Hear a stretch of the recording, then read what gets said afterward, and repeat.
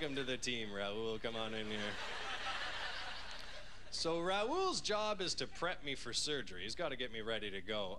And circumcision is a minor surgery. They don't use gas to put you under. They use a thing called local anesthetics, which means freezing. So I'm all frozen up, and Raul's job is to make sure that my penis is frozen enough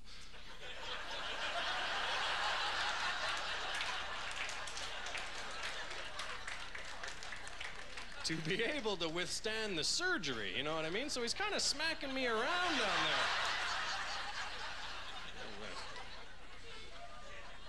there. And I'm laying in bed like, do not get a boner for Christ's sake.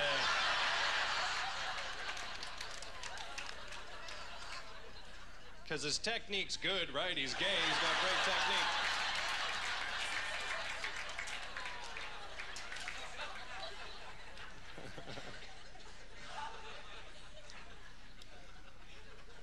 So the doctor comes in, I'm good to go, snippety snip, I got a new penis, I'm excited. He's got some instructions for me. He says, okay, Paul, first of all, we've outfitted you with a penis splint. Gonna need you to wear this penis splint for 5 weeks. You can't have sex or masturbate for 5 weeks, which didn't even come close to happening. And also, we need you to take these painkillers while the freezing's in, so when it wears off, it's gonna be a little painful. And I thought, okay. But I was in a bit of a pickle because, like I said, it was my cousin's stag party, and I'm really good buddies with this guy, and you can't drink and take painkillers, but you can also be the sober loser on a stag party, you know what I mean? So I was in a real pickle there. So I thought, what I'm gonna do is, while the freezing's still in, I'm gonna go straight from the hospital to the nearest bar and drink my face off. And then when the freezing wears off, I'll just be really drunk and won't be able to feel my penis. Didn't work out at all. Got to the Raptors game. I've never felt pain like this before in my life.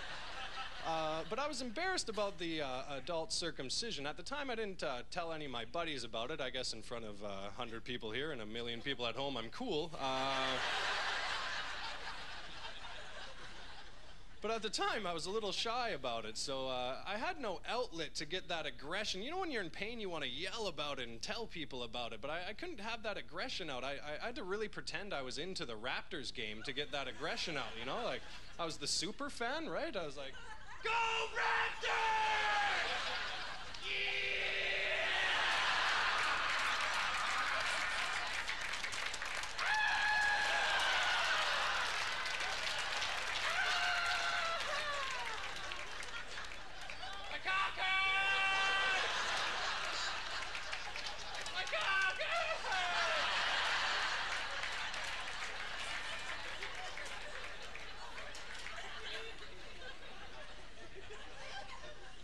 And all my buddies are like, Paul, the game hasn't started. I don't know what the hell's wrong with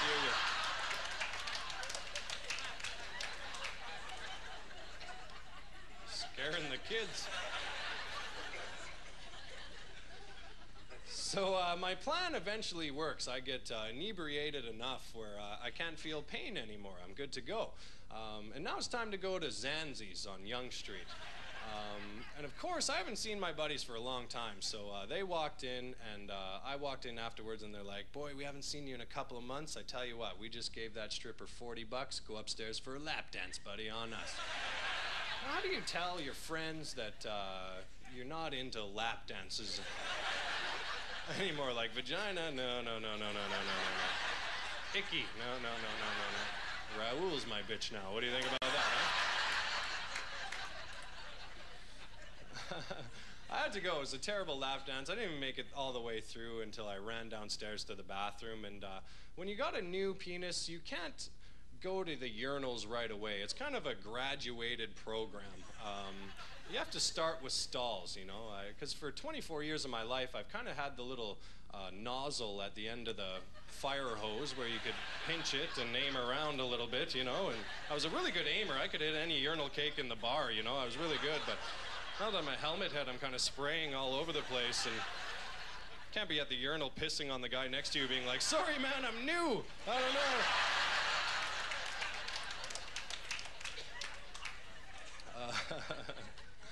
I didn't have many homeless people in my small little town.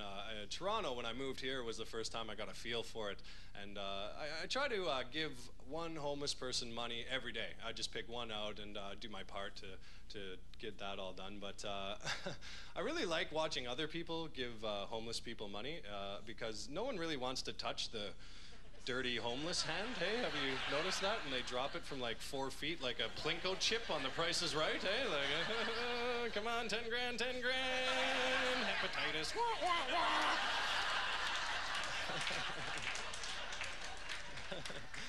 I do feel sorry for him, but I'll tell you, I never give money to the homeless people that stop you and they say, excuse me, you know you're in for a big story when somebody like saunters up and they're like, excuse me, can I just have a moment of your time? And you're like, oh man, it's always the same story. It's the, you know, I got to get 35 cents for this bus ticket, get back to Prince George where I have a bag of money waiting for me and a nice wife and family and unicorns, and we ride around on unicorns. And it's ridiculous. I want you to tell me the truth of what you're going to do with your money. You know what I'm saying? I want to know exactly. Like, just be truthful. I want to know that you're going to take my 35 cents, stab a hooker, do some heroin, and sleep in that box over there. Like, go have fun. Okay,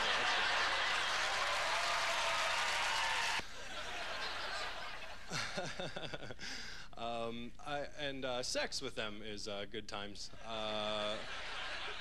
But the problem is with sex is sometimes you have a kid, and that's bullshit. I never ever want to have a kid, and I especially don't want to have a daughter. I have an older sister that I'm pretty protective about. I couldn't imagine what I'd be like with a daughter. I would never want her to have sex, ever, ever, ever, ever, ever, ever, ever, ever. My daughter's not getting nailed, ever. If I ever have a daughter, my game plan is to feed her nothing but Happy Meals from day one. You know what I mean? Just pork her right out. Hey, everybody, hey? Who wants another cheeseburger? Huh? Who's daddy's little sea donkey? Aren't you?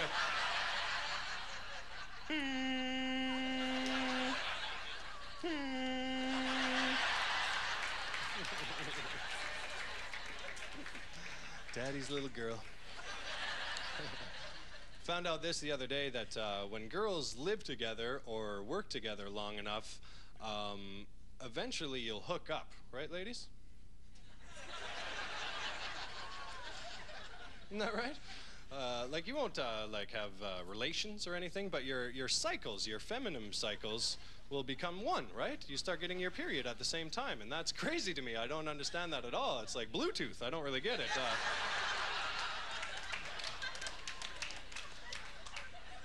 Truth be known, I wish all girls on Earth got their period at the same time. How handy would that be? Hey, boys, wouldn't that be good? We all go fishing for the long weekend, hey? Leave the cities to the girls like 4 days of jungle law here in Toronto, eh?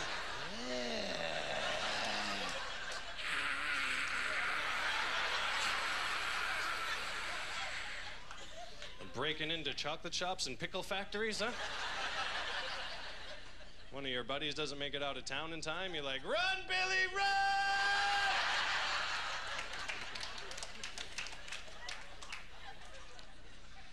I love that connection that girls have. Guys don't have that connection that you do, but it's really cool. I love Girls' Night Out. That's my favorite thing to watch. I love that. Yeah, right on. Are you on Girls' Night Out right now? That's awesome. They get so excited about it. Like, woo! We're going out! Yay! It's gonna be so much fun! We believe the fun! We're gonna be crazy! You get together and you get ready, you try on outfits, and everybody's having a good time. You pep talk each other. You pep, you're like, okay, girls, we're gonna have fun tonight, but let's protect each other, okay? Because we're just girls, and it's a big world out there, okay? We protect each other. We're all sisters, all of us. We're all vagina sisters, that's right. V's for vagina, ladies. If you're in trouble, you flash the V, that's right.